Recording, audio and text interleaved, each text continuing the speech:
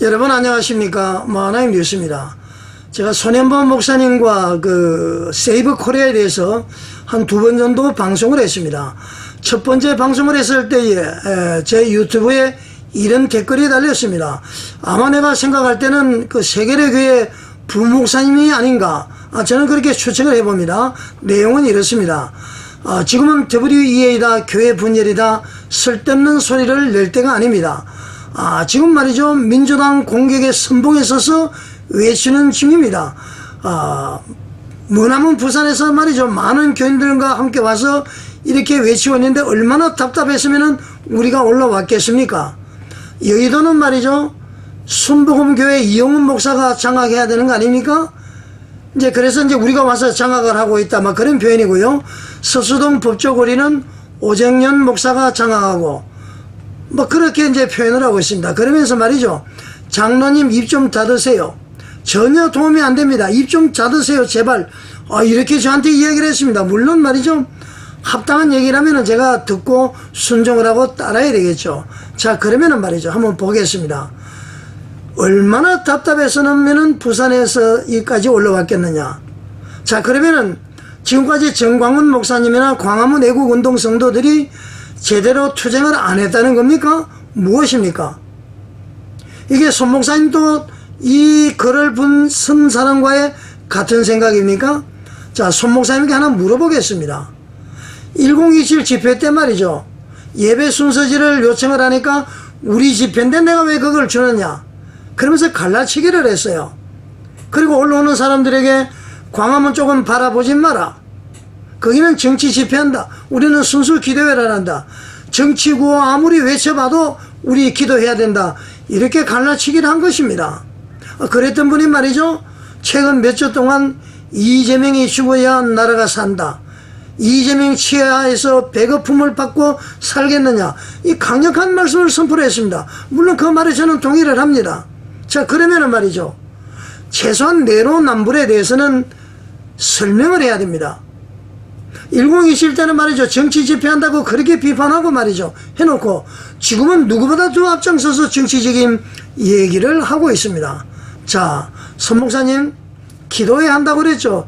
기도는 말이죠, 바리새인처럼 나와서 머리에 기름 바르고 공정의 회중에 서서 주여 나는 이렇게 어렵게 살았습니다, 이렇게 하는 것이 아니라고 그랬잖아요. 기도는 골방에 사십시오. 진정 이 자유 대한민국을 사랑한다면은 토요일은 광화문으로 모여야 됩니다. 사실 정광훈 목사님과 대국보는 말이죠, 우리 기독교 자유민주주의를 세우는 기독교 세력의 대명사가 되어버렸습니다. 손 목사님, 그 대명사에 말이죠, 자유주의를 사랑하고 이승만 박정희를 계승을 하는 그런 것을 주장하는 말이죠, 자유 대한민국을 부르짖는 세력의 대명사가 정광훈 목사님이 되고 대국본이 되니까 본인이 그 이름에 들어가지 못하니까 그래서 그러는 겁니까? 자, 원래 손 목사님은 기도를 한다고 그랬으니까 기도하시려면 말이죠, 세계의 교회 크잖아요. 잔디광장 있죠. 거기 성도님들 모으면은 몇만 명은 모일 겁니다. 온 힘을 다해서 말이죠, 총력으로 이렇게 지금 예배하고 기도하고 외치는 이것을 말이죠, 여의도에서 집회하고 대법원 앞에서 집회하고 대전에서 부산에서 다 흩어버리면은 누가 광화문까지 나오겠습니까? 물론 광화문으로 오시는 분들은 계속 오시겠지만은 그것은 광화문의 애국운동의 기물 빼는 겁니다. 원래 기도하신다고 그랬으니까 말이죠, 골방으로 가서 기도하시면 됩니다. 누가 보더라도 말이죠, 전광훈 목사님 제거 대상 1호 북한에서 설정을 한 겁니다. 전광훈 암살조가 다닌다고 그러잖아요. 전광훈 목사님 세력이 약화되거나 전광훈 목사님이 제거를 가장 바라는 사람은 바로 종북주사파, 그리고 북한의 김정은입니다. 본심이든 아니든 의도든 비의도적이든 손현보 목사님이 하는 행위는 정광훈 목사님의 세력을 약화시키는 결과를 가져온다. 그건 아니라는 얘기입니다. 그리고 한 가지 말이죠. 세이브 코리아 홍보할 때 말이죠.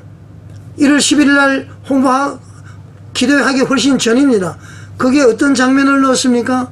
한남동에 말이죠. 젊은이들이 그라운드 C 내지는 그 누굽니까? 어느 유튜브에서 인터뷰한 것을 그대로 따가지고 와서 젊은이들이 일어나고 있다. 나라를 뺏기면 안 된다는 생각으로 나왔고요. 한 소리라도 내기 위해 빨리 이 상황을 알고 나와서 젊은 사람들이 힘을 합쳐줘요. 이대로 있어서는 안 된다고 생각했습니다. 그래서 이제 둘이서 광화문에도 나가고 어제도 나오고 오늘도 나오고 또 내일도 나올 겁니다. 이 국민들 이거 모르고 이러다 진짜 나라 넘어가겠다. 국민을 위해서 일하지 않고 범죄가 많은데 그게 드러날까봐 모든 주요 인사들을 다 탄핵시키고 자기들 범죄를 숨기려고만 하고 있죠. 제가 개돼지 우리 속에서 갇혔다라는 충격을 받고 더 이렇게 열심히 나오게 되었습니다. 자유 대한민국도 무너진다는 생각이 들어서 우리나라가 진짜 공산 국가에 뺏기면 우리가 오늘 먹는 점심도 내일 먹는 저녁도 가족들과 함께하는 그 자유도 제대로 못 누릴 수 있습니다. 나라가 종북 종중 세력들 때문에 자유민주주의가 뺏길 위기에 처해 있으니까 간절한 심정으로 여기 나왔습니다. 자, 손혜원 목사님, 세이브 코리아에서 젊은이들 집회에서 인터뷰했습니까? 물론 이걸 쓸 수도 있어요. 그런데 다른 사람들이 생각할 때는 세이브 코리아에서 말이죠, 젊은이들이 이제 모여들었구나, 이런 인식을 심어주기 위해서 하는 것 아닙니까? 젊은이들이 글이 나오도록 유도하려고 하는 것 아닙니까? 자, 손 목사님이 잠잠할 때에 정광훈 목사님 대국본, 특히 말이죠, 유튜브 그라운드시, 저도 그 방송을 애청하는 사람입니다. 거기에는 말이죠, 보통 접속자가 4~5만입니다. 젊은이들이 엄청 많습니다.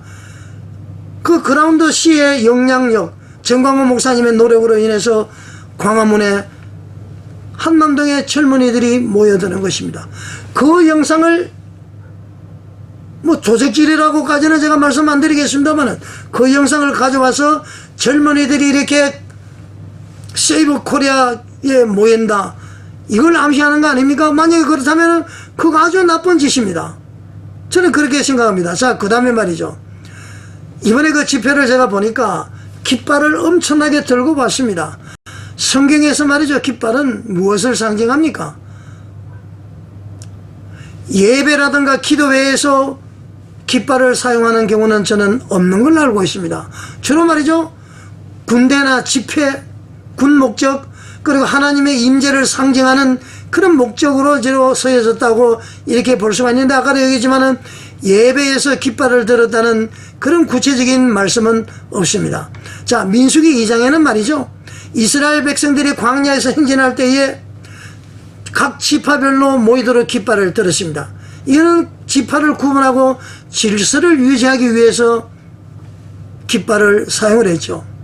그 다음에는 말이죠, 하나님이 임재한 것을 볼 수가 있습니다. 모세가 이제 아말렉과의 전투에서 승리한 후에 여호와 하나님을 여호와 니시, 여호와는 나의 깃발 승리, 이렇게 이제 기념한 것을 알 수가 있죠. 그렇다고 해서 지금 들고 있는 그 깃발하고는 저는 글쎄요, 연관을 지을 수가 있을까요? 자, 예언적으로 한번 상징적으로 어떤 것이 있느냐, 이사야 11장 10절 12절을 보게 되면은, 이사야 11장 10절과 12장에 보면은 말이죠, 이사야는 메시아를 깃발로 묘사했다, 이런 게 내용이 나오죠. 이거 하나님께서는 민족들을 모시는 상징으로 사용을 했다, 이렇게 볼 수가 있습니다. 그래서 말이죠, 이 성경에서 깃발은 군사적인 목적 또는 상징적인 용도로서 이렇게 사용을 했지, 예배와 기도회 같은 행사에서 깃발을 들었다는 구체적인 장면은 나오지 않습니다. 제가 왜 이렇게 말씀을 드리느냐, 최소한 말이죠, 깃발을 쓰려면은 태극기 문양의 사괴를 그려놓고 태극 문양은 사라지고 그 속에 세이브 코리아라고 적었습니다. 하나님이 강림하는 것을 상징하고 성도들을 모으는 그런 의미가 있다면 반드시 태극 문양은 사라지더라도 십자가는 들어가야 성경적이다, 저는 그렇게 생각합니다.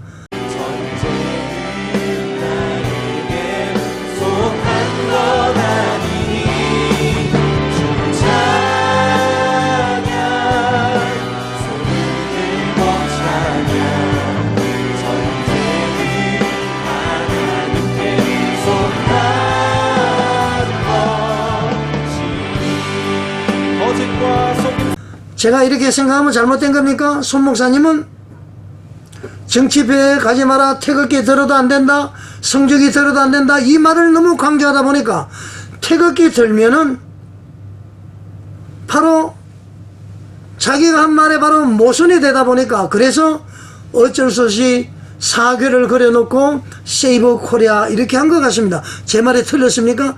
최소한 말이죠. 깃발을 가지고 상징적으로 쓰려면은 태극 문양이 없으면은 십자가 모양이라도 해야 된다. 저는 그렇게 생각을 합니다. 자, 손혜범 목사님, 또 댓글을 다시는 몇몇 분들이 계시는데요.